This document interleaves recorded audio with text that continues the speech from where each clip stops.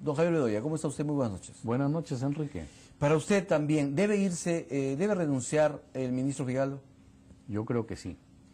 Yo creo que ya debía haber hecho varias cosas. En primer lugar, antes de salir a la prensa, debía haber ido al Congreso a dar explicaciones. Como acaba de decir Víctor Andrés, cuando la semana pasada se nos acercó a la bancada el señor Becerril de la bancada del Fujimorismo, recabando firmas, le dije que habían equivocado el camino, que si esta es la última semana de legislatura no había tiempo para presentar la moción, que den cuenta de ella, que pasen los días que establece el reglamento, que se admita debate, que se cite ya estamos en enero, ¿verdad?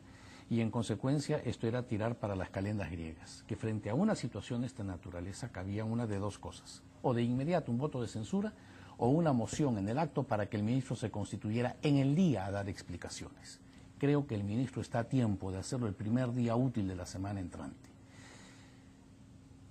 Por eso es para mí inconducente, a pesar de que firmé, porque no quise negar la firma, firmé el pliego interpelatorio, opiné y reinsisto en que es inconducente una interpelación. O sea, usted hubiera sido más radical. Yo hubiera sido más radical, exigir que el ministro vaya de inmediato a dar explicaciones, no hacerlo a través de los medios. ¿Y por qué hubiera sido más radical usted? ¿Para usted la situación es grave?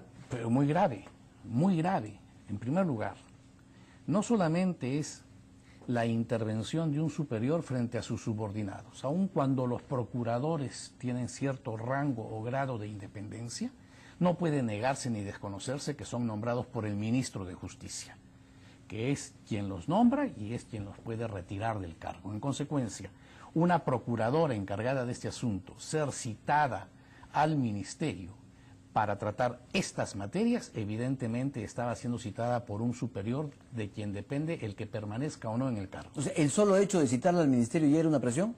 Segundo, lo más grave, que el ministro la reciba acompañada del abogado Roy Gates, abogado del presidente de la República, aun cuando éste haya permanecido callado, la sola presencia. Enrique, somos grandes, viejos, y sabemos perfectamente que en política una media palabra, un gesto, una presencia indica mucho.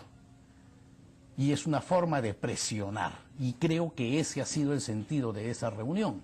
Y esto es inadmisible. ¿Por qué? ¿Por qué la presión?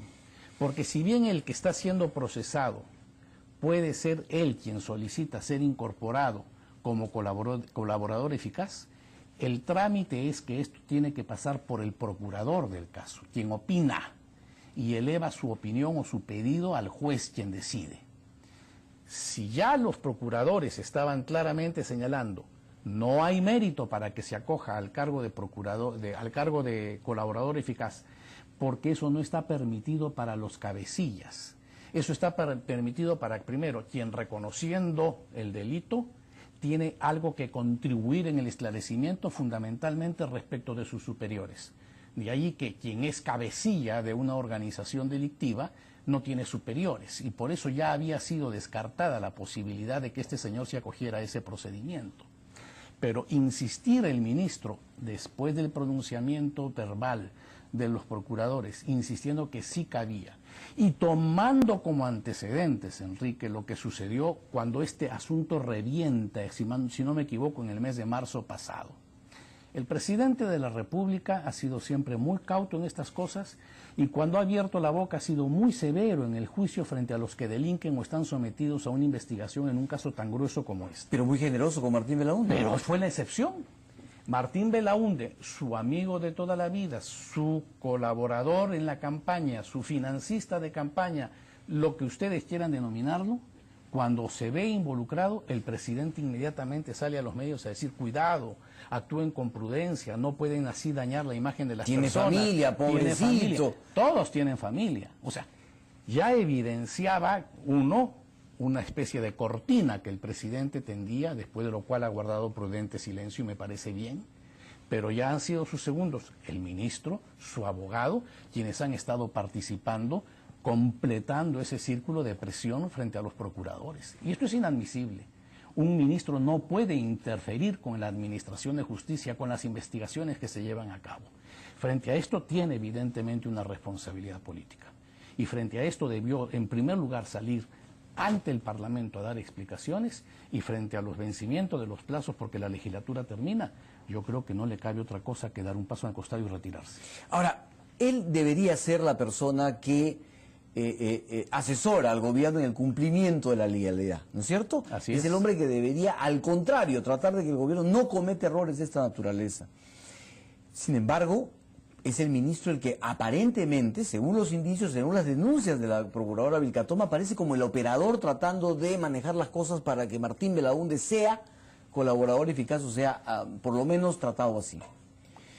Entonces, yo le pregunto a doctor Bedoya de Vivanco, esta situación genera la idea de que el ministro está cumpliendo un triste papel en el gabinete, que en lugar de ser un ministro de justicia termina siendo un operador del presidente Humala. ¿Da esa percepción? Yo no sé si un triste papel, pero lo cierto es que en este caso concreto, yo no puedo decir que en todo su labor o quehacer al frente del ministerio, que creo que ha tenido muchos grados de eficiencia, pero concretamente frente a este caso sí, ha actuado como un operador y evidentemente en nombre del presidente, cosa no solamente que se confirme por los antecedentes de marzo que he referido hace unos segundos, sino por la presencia del abogado del presidente, Roy Gates. Que estará acá en unos minutos. Que está, y que podrá dar mayores explicaciones a esta situación y que estuvo presente.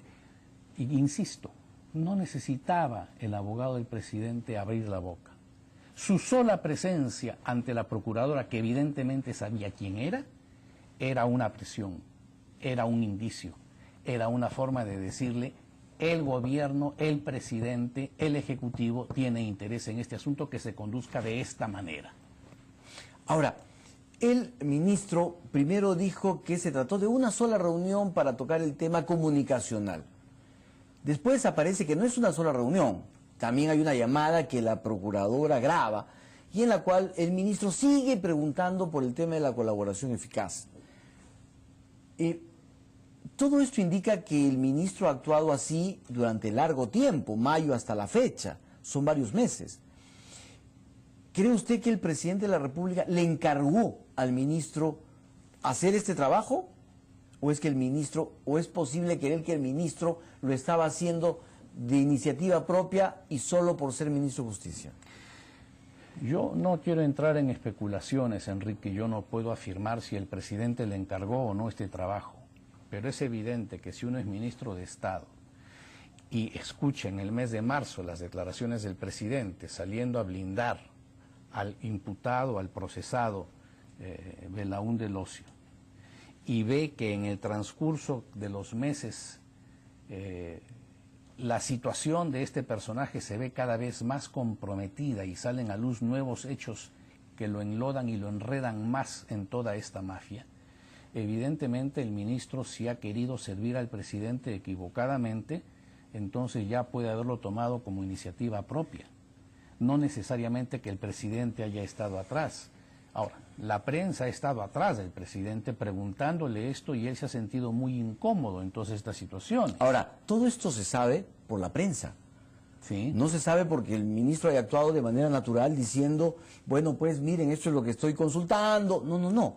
Todo esto se sabe por la prensa. Si no, esto se hubiera mantenido en secreto. Bueno, se sabe por la prensa que lo ha dado a conocer, pero fundamentalmente porque la procuradora, en este caso concreto, grabó la conversación con el ministro. Claro, eso es de ayer y anteayer, pero desde la semanas anteriores, toda esta negociación para que Martín Belaúnde sea, digamos, tratado como colaborador eficaz, ya venía de atrás y es descubierto por la prensa. Sí, pero es que también venían las declaraciones de los procuradores de Cristian Salas, indicando que no cabía que se acoja al procedimiento de colaborador eficaz, y las declaraciones del ministro contradiciendo a los procuradores indicando que sí cabía. No era el único ministro, otros ministros también se pronunciaron. Pero en todo caso, no está mal que el ministro de Justicia, y que es el enlace, el vínculo con el Poder Judicial, se interese por los asuntos de interés nacional. Pero hay formas y hay canales. Ahora, es el único caso, según él, del que se interesó. Según él, no tuvo reuniones con los procuradores para ver otros casos. Es que no corresponde que se reúna con los colaboradores, ni corresponde que se reúna con los jueces, ni los fiscales. Para eso el Poder Judicial tiene su línea de mando. El ministro puede hablar con el presidente de la Corte Suprema o puede hablar con el presidente de la Corte Superior e indagar, pero no citar al procurador, como no puede citar a un fiscal o al juez a su despacho, para tratar estos temas. Eso es inadmisible. E inclusive en eso no han sabido guardar las formas. ¿Qué pasa si el ministro no renuncia y, como usted ha dicho, el Congreso pues se le agotan los plazos y no puede ni interpelarlo ni censurarlo? Bueno, ya corresponderá al presidente de la República evaluar y ver si es que lo cambia aun cuando no tenga una censura aprobada, porque los plazos vencieron y la legislatura termina el 15. Ana Jara ha dicho que ella lo respalda y que el presidente lo respalda. Y Carmen Omonte ha dicho que a ella no le parece esto un tema importante, que es un tema secundario. Yo no sé si Carmen Omonte también avalaría reuniones secretas de repente para favorecer a Alejandro Toledo, pero ya lo ha respaldado al ministro. Bueno, es absurdo pues que una ministra de Estado esté diciendo que esta cosa no es trascendente cuando es uno de los temas centrales y fundamentales en la lucha contra la corrupción. Uno de los temas emblemáticos de la lucha contra la corrupción, y no lo consideran una cosa importante o trascendente. Eso es inadmisible. En fin, no quiero calificar a las personas, pero me parece absurda semejante afirmación. Y yo presumo que la ministra Jara, la primera ministra, habrá dado esas declaraciones antes de conocerse los hechos que se han dado a publicidad en las últimas 24 o 48 horas. Porque Ana Jara es una mujer que tiene temple, es una mujer que tiene ñeque, manejo, y evidentemente es una mujer que tiene mucho olfato y dominio político, y tiene que comprender que en esto han actuado indebidamente. Y es preferible, por la salud democrática y moral del país y el ejemplo que se da a las instituciones encargadas de velar por el juzgamiento y persecución de los delitos que tanto están enlodando la imagen del país y de los peruanos, que las autoridades fundamentales salgan en una lucha clara y abierta contra ese sistema de corrupción, y no para avalar con medias tintas o medias palabras el actuar de personas allegadas al régimen. 4 procuradores salieron a respaldar al ministro y a cuestionar a sus compañeros. Lo que evidencia que el tema se está politizando. ¿Y que los procuradores se han politizado? Es que, como le dije, pues, son nombrados por el ministro de Justicia. Entonces, quienes debieran ser ejemplo de independencia, de estar al margen de las presiones políticas, porque representan no al gobierno sino al Estado, que somos todos los peruanos, debieran actuar en base a los intereses del Estado peruano, de la sociedad peruana, y no del gobierno de turno. Muy bien, don Javier Bedoya, muchísimas gracias por su presencia. Buenas noches, Enrique. ¿Va usted entonces a hacer lo posible para que se produzca esta presentación del ministro y ahí se le podría censurar? Sí, bueno, ahí se le puede presentar la moción que tiene un trámite, ya no creo que alcance en los 15 días, pero en todo caso, a la luz de lo que él diga, y le aconsejo al señor ministro que lo haga, que no espere ser citado, que tome el toro por las astas, que enfrente su responsabilidad y afronte las consecuencias, que él pida ya de una vez a la presidenta del Congreso para que, de ser posible, se cite en forma extraordinaria el martes a una sesión del Congreso para dilucidar estos temas. Muy bien, muchísimas gracias. Buenas noches.